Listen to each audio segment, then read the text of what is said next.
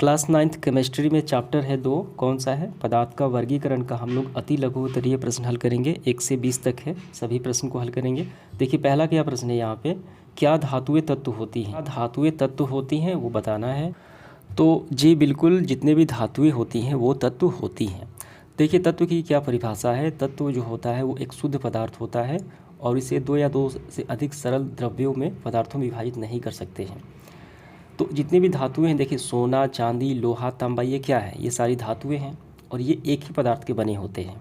वो पदार्थ का एक शुद्ध रूप होती हैं जो एक तत्व होती हैं। ठीक है, तो आपको आंसर लिखना है हाँ तत्व होती है। देखिए दूसरा क्या है, 2 पदार्थों के रासायनिक संयोग से जो पदार्थ बनता है वो क्या कहलाता है? यौगिक कहलाता है। ठीक है, क्या कहलाता है? यौगिक यानी कंपाउंड वो कहलाता है।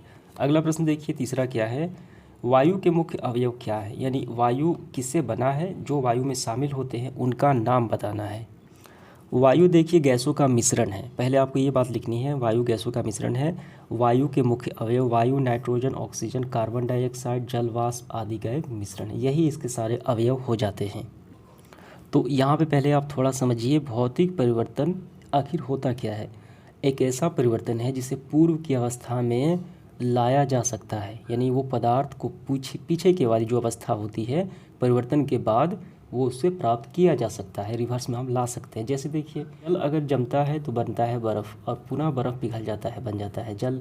तो जल का जमना क्या है? ये भौतिक परिवर्तन है। मोमबत्ती का पिघलना क्या है? ये भौतिक परिवर्तन है। मोमबत्ती जब पिघलता है तो वो द्रव रूप में आ जाता है, ठीक है, तरल रूप में आ जाता है। जब वो सूख जाता है पुनः मोम बन जाता है। ठीक है, तो बस इसका रूप परिवर्तन हो सकता है, वो भौतिक परिवर्तन कहलाता है। कारण बताना है ये अस्थायी क्यों होता है। तो इसका कारण हम ये लिखेंगे, भौतिक परिवर्तन के फलस्वरूप किसी पदार्थ का मूल अस्तित्व कायम रहता है, इसीलिए वो क्या होता है?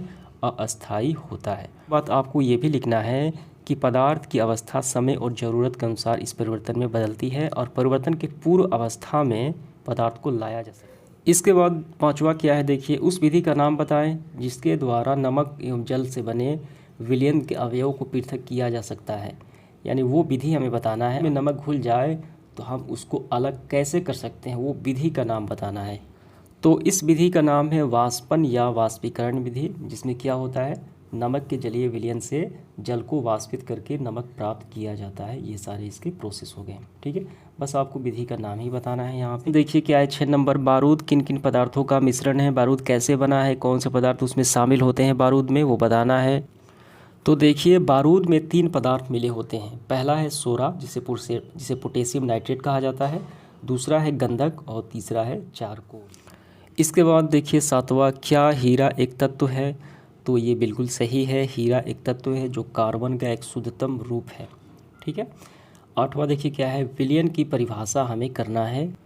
तो ये रहा विलयन की परिभाषा, 2 या 2 से अधिक पदार्थों का समांग मिश्रण विलयन कहलाता है। यहाँ पे देखिए समांग का क्या अर्थ है, विलयन के सभी भागों में एक रूपता, अतः विलयन का जो संगठन एक रूप होता है। ठीक है, जैसे देखिए पानी में चीनी डाल दें तो वो घुल जाता है। आप कहीं से भी चखें, नीचे से चखें चाहे ऊपर से चखें, तो उसमें क्या हो, मिठास की एक रूपता होगी। ठीक है, वही हो गया समांग मिश्रण।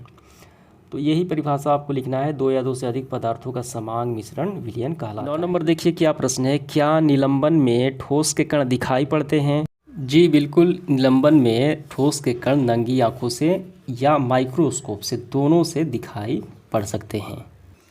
इसके बाद 10वां देखिए, लोहे के चूर्ण में थोड़ा बालू के कण मिश्रित हो गए हैं। इस मिश्रण से लोहे के चूर्ण को अलग करने यानी पृथक करने के लिए एक तकनीक का नाम बताना है। काफ़ी आसान सवाल है ये। तो ये विधि कहलाती है चुंबकीय पृथक्करण विधि। यहाँ पे देखिए बालू हो या गंधक हो, बस लोहे के कण जो है वो चुंबक से चिपक जाते हैं। 11 नंबर देखिए, 3 ऊर्ध्वपातित होने वाले पदार्थों के नाम बताएं जिन्हें गर्म किए जाने पर बिना तरल अवस्था, बिना द्रव अवस्था में बदले हुए सीधे वाष्प अवस्था में बदल जाते हैं। ठीक है, तो यहाँ पे देखिए ऊर्ध्वपातन, तो इसमें जो पहला पदार्थ है वो अमोनिया, तो आपको लिखना है पहले नंबर पे अमोनिया आ जाएगा, दूसरे नंबर पे नौसादर आ जाएगा, तीसरे नंबर पे कपूर आ जाएगा। ठीक है, ये तीनों क्या है, ऊर्ध्वपातित होने वाले पदार्थ है। 12 नंबर देखिए क्या प्रश्न है, मिश्रणीय द्रव क्या है, एक उदाहरण देना है हमें। देखिए दो अलग अलग द्रवों को जब मिला दिया जाता है, समांग मिश्रण बन जाते हैं, तो वो कहलाता है मिश्रणीय द्रव। उदाहरण के लिए जब एल्कोहल में जल मिलाया जाता है, एल्कोहल भी द्रव है, जल भी द्रव है, दोनों मिल गया तो समांग मिश्रण बन गया, तो ये कहलाता है मिश्रणीय द्रव। इसके बाद देखिए 13 नंबर, क्या कोलाइड के कणों का स्कंदन होता है? जी बिल्कुल होता है। वास्तविक विलयन और निलंबन के बीच के जो कण होते हैं वो कोलाइड कहलाते हैं। स्कंदन का मतलब होता है ये पेनी में बैठ सकते हैं, ठीक है, जैसे दूध हो गया, गोंद हो गया, रक्त हो गया, ठीक है, ये कोलाइड कहलाता है, तो इसका स्कंदन होता है। 14 देखिए क्या है, जल में उपस्थित हानिकारक जीवाणुओं को नष्ट करने के लिए दो पदार्थों का नाम बताना है। तो हानिकारक बैक्टीरिया जीवाणुओं को नष्ट करने के लिए टंकी में तो क्लोरीन जल या विरंजन चूर्ण मिला दिया जाता है, ठीक है। अगला प्रश्न देखिए 15 नंबर क्या है, दूध से मक्खन कैसे निकाला जाता है? दूध से मक्खन निकालने की विधि कहलाती है मंथन, ठीक है। इसके बाद देखिए 16 नंबर, आयोडीन में धात्विक चमक होती है, क्या आयोडीन को धातु माना जा सकता है? जी बिल्कुल नहीं, आयोडीन अधातु होती है, ठीक है, धात्विक चमक होने के बावजूद भी ये क्या है, अधातु होती है आयोडीन। इसके बाद 17 नंबर क्या है, ठोस गैस के मिश्रण का एक हमें उदाहरण देना है। ठोस गैस के मिश्रण का उदाहरण देखिए मिट्टी और वायु, क्योंकि मिट्टी के कणों में वायु फंसी हुई होती है। इसके बाद देखिए 18 नंबर प्रश्न, कि एक जलीय विलयन को तनु बनाने के लिए एक छात्र ने गलती से जल के स्थान पे क्या मिला दिया, एसीटोन मिला दिया, इसका क्वथनांक कितना है, 56 डिग्री सेल्सियस है। तो इस प्रक्रिया का नाम बताया जिसमें कि एसीटोन को पुनः प्राप्त किया जा सकता है, ठीक है। तो बड़ा ही आसान सा एक सवाल है, तो यहाँ पे आपको थोड़ा समझना है, छात्र को क्या डालना था, जल डालना था, तो उसके स्थान पे एसीटोन डाल दिया है। तो जल का क्वथनांक होता है 100 डिग्री सेल्सियस, लेकिन इस एसीटोन का क्वथनांक कितना है, 56 डिग्री सेल्सियस है, यानी कम है, जल से कम है। तो सीधे सीधे आपको लिखना है कि इस विधि का नाम है प्रभाजी आसवन विधि, ठीक है। तो क्या है, आइए उसको भी समझ लेते हैं। देखिए ये द्रव होते हैं जिसका क्वथनांक कम होता है और एक का होता है ज़्यादा, यानी उनका अंतर कम से कम 10 डिग्री होना चाहिए। तो जिसका क्वथनांक कम होगा वो क्या हो जाएगा, वो पहले उड़ जाएगा, और जो बच जाएगा वो ज़्यादा क्वथनांक वाला। तो यहाँ पे देखिए जल के क्वथनांक से एसीटोन का क्वथनांक कम है, तो इसलिए क्या होगा, ये पहले ख़त्म हो जाएगा, उड़ जाएगा, तो बचेगा जल, तो बचेगा क्या, बचेगा नमक, ठीक है, तो नमक का जलीय विलयन बचेगा। तो उस विधि का नाम क्या है, प्रभाजी श्रवण विधि यानी आसवन विधि।